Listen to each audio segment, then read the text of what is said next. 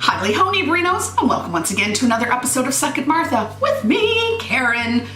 Guys, autumn is here. Well, not technically, I don't think until the end of the month or even in October, but still, it's coming. Temperatures are changing, and usually with the changing of temperatures comes the idea of one, nice clothes that you can cover your body in, two, pumpkin spice lattes or pumpkin spice anything. That is upon us. And three, comfort foods. Things like pies and shepherd's pies and stews. So today's episode will focus in on some of the basics. One of them being the most perfect pie crust. Now wait. Ain't nobody got time for that. Before you go tuning out, I know pie crusts tend to be very bothersome, very fiddlesome things. And is fiddlesome a word? Perhaps. I just made one up. The fact is, most people don't like attempting pies because of the pie crust. It's not so much the filling that intimidates them, it's the pie crust, because there's all these procedures and rules and the temperature of the butter and yada, yada, yada. But I'm here to show you the most perfect pie crust, no muss, no fuss, in less than 5 minutes. And this pie crust you can use for a myriad of different foods, savory or sweet. Are you interested? Are you intrigued? Come on, let's hit my new to me kitchen. I really miss my old kitchen. But we're going to attempt the world's most perfect pie crust. Let's go. So let's talk about the different things we're going to need for this perfect pie crust. For starters, you will need a small bowl and a fork. Not a spoon, a fork. You're going to need some all-purpose flour. You're going to need some salt. You're going to need some canola oil. That's right. This pie crust actually qualifies as vegan, as we will not be using butter. Surprise!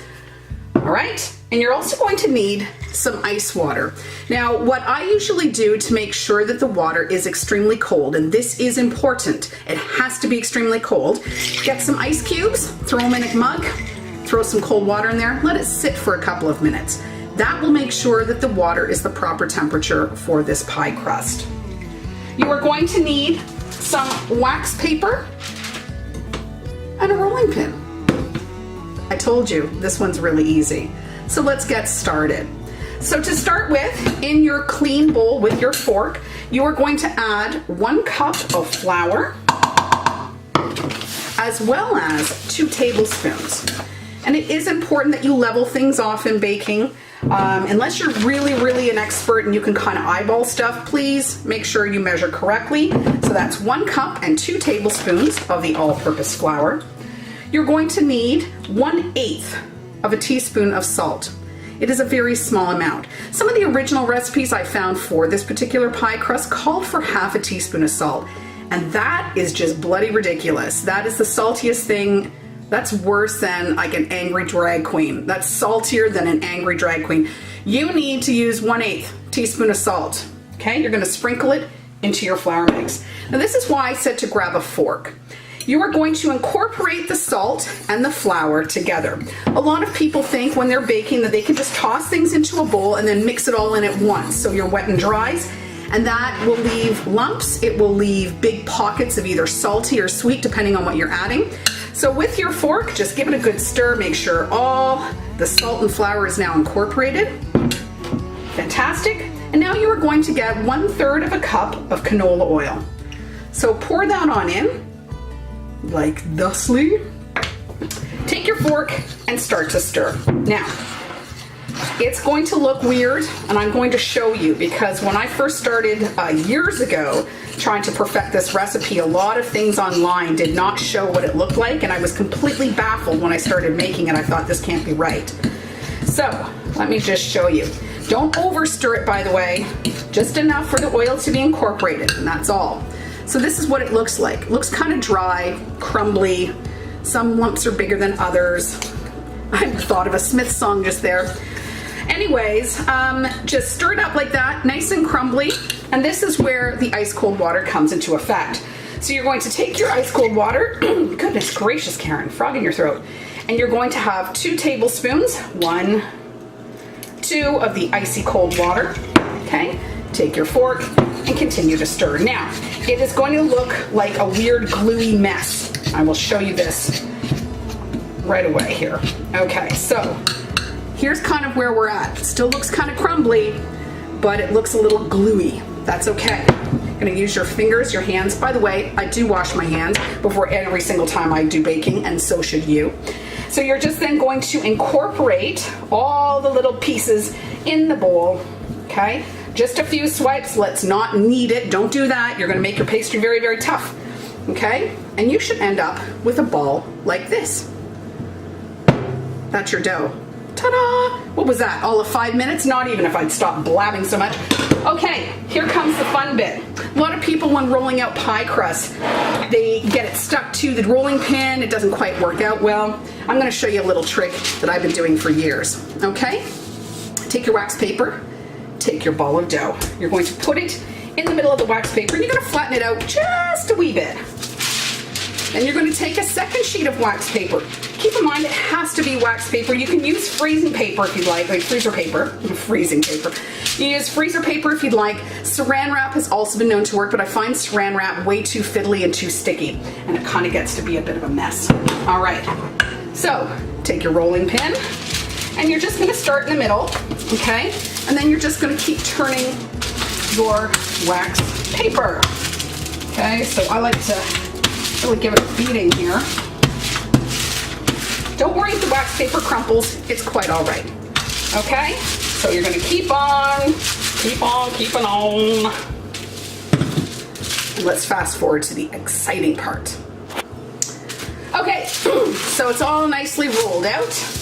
You're going to take your pie plate or whatever vessel you decide to use.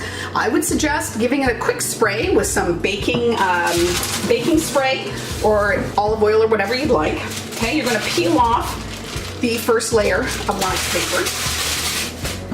Then you're going to take your second piece of wax paper and you're just going to lay it over top of the pie plate. Okay? Then carefully start to peel it back. All right, it should come off very easily. This is why I love wax paper. And then you're just going to kind of pick up the edges so that it just rests really nicely within the pie plate. Sorry, I'm totally out of frame here.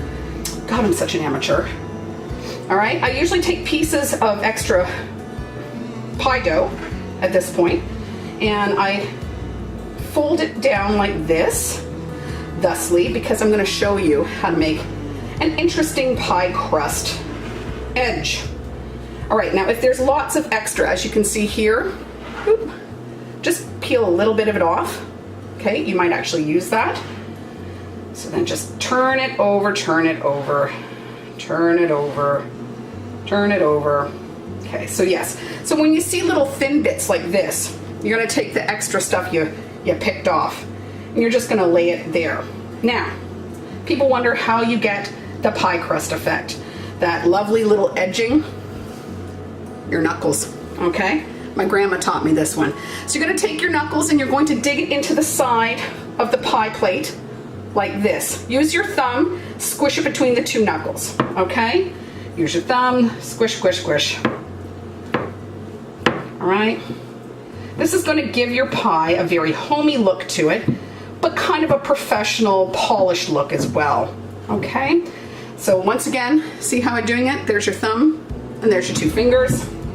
Squish, squish, squish. It doesn't have to be perfect, and it's not supposed to be. It's supposed to look like you put a ton of effort into it. As I like to say, a shit ton of effort, okay?